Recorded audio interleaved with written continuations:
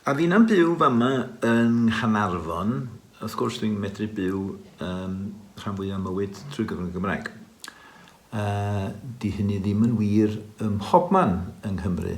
Ac wrth gwrs mae rhai agweddau mywyd i, mae'n siŵr bys ni'n gorfod ymwneud ar wladwriaeth drwy gyfrwng y Saesneg. Felly, mae yna heina i hunaniaeth pawb yn gorfod bod. Dyn ni'n byw rhyw fywydau aml ddiwylliannol lle bynnag ydyn ni, i ryw raddau ynde. Mae'n haws anwybyddu yr elfennau aml ddiwylliannol gan ddibynnu lle ydych chi'n byw. P'un o safbwynt y Gymraeg yma yng Nghanarfon, mae rhywun yn medru byw mewn rhyw cyfanfyd Gymraeg. A mae'n bosib yn y rhan fwyaf o lefydd yn Deyrnas Unedig i byw oddi fewn rhyw gyfanfyd Saesnig.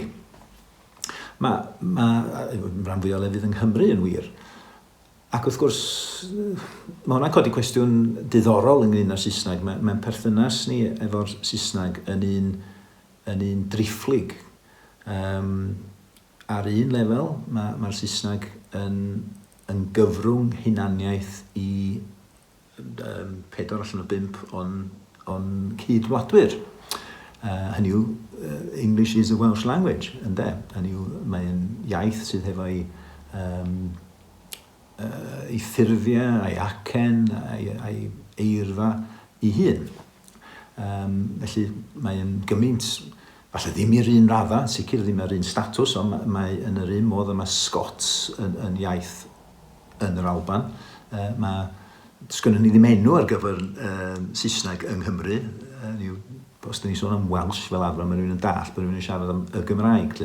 Ond mae Welsh English, neu Winglish, neu be bynnag mae rhywun yn siarad fo, yn iaith, yn ffurf ar yr iaith Saesneg yma yng Nghymru. So dyna un lefel i'r berthynas efo'r Saesneg. Mae'n iaith dyn ni wedi i meddiannu. Mae Saesneg hefyd, wrth gwrs, yn iaith rhyngwladol, sydd yn fodd yn ei gyfathrebu hefo bobl ar draws y byd ar lefel cyfartal. Mae'n gallu cyfryngu gwybodaeth o 4 ban i ni yma yng Nghymru, ac hefyd gallu bod yn fodd i ni siarad amdano ni'n hunan a rhannu'n profiadau ni hefo bobl o 4 ban. Ond mae Saesneg hefyd, dyma'r trydydd pen ynde, mae Saesneg hefyd yn iaith ymerodrol, yn iaith drefedigaethol, yn iaith sydd yn ystod ein hanes ni wedi yn raddol bach gwthio yn erbyn y Gymraeg, weithiau mewn ffordd digon gormesol a milaen, ac wedi disodli y Gymraeg. Felly mae'r elfen yna un perthynas ni efo'r Saesneg.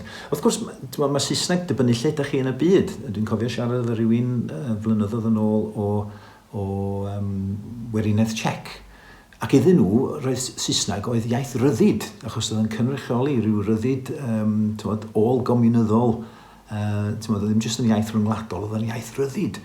Dwi'n meddwl bod ni'n gweld hi cweit fel yna yma yng Nghymru, ond mae'n dangos mae dimensiynau gwahanol yn bosib i'n perthynas ni hefo'r Saesneg.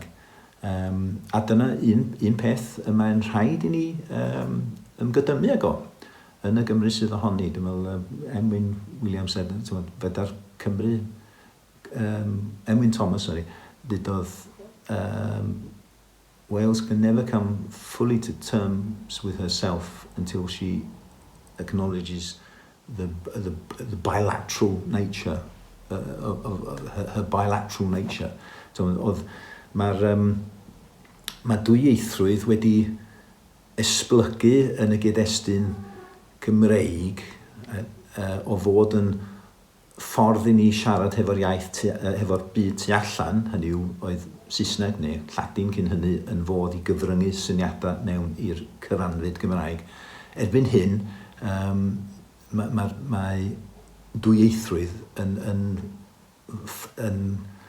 wedd ar ein perthynas efo ni'n hunan fel Cymru, ynde? Hynny yw, fedra i ddim siarad efo rhywun sydd ddim yn medru Cymraeg, blaw bod fi'n defnyddio iaith arall, ynde? So mae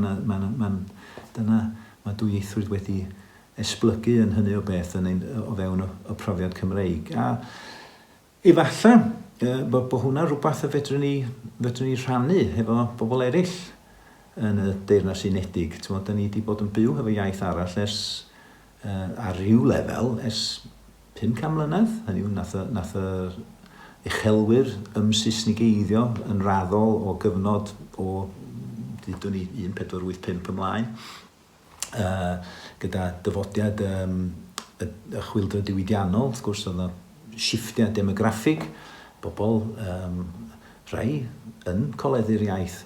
Os mae'n rhaid i chi sbio rhai o'r cyfenwa sydd gen Cymru Cymraeg pybyr dyddiau hyn. Da chi'n gallu gweld rwla ar hyd y lein oedd i Cyndadan wedi dod o rwla gwahanol iawn, p'un o Loegr, o Werddon, o'r Almaen. Mae yna ddigon o ddewis o gyfenwa diddorol gen Gymru Glan Gloew yn y Gymru sydd ohoni.